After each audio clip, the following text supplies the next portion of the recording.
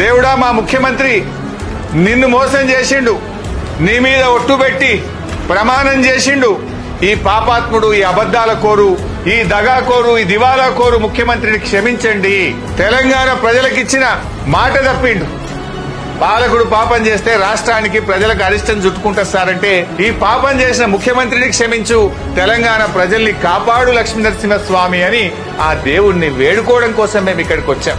రైతులందరికీ రుణమాఫీ జరిగేదాకా, రైతు భరోసా కింద ప్రతి రైతుకు 7,500 వచ్చేదాకా పోరాడే శక్తిని మా బీఆర్ఎస్ పార్టీకి, మా నాయకులకు, మా కార్యకర్తలకు అందించని ఆ లక్ష్మీనరసింహస్వామిని మేము వేడుకున్నాం. మేము వదిలిపెట్టాం, ఈ ప్రభుత్వాన్ని వదిలిపెట్టాం.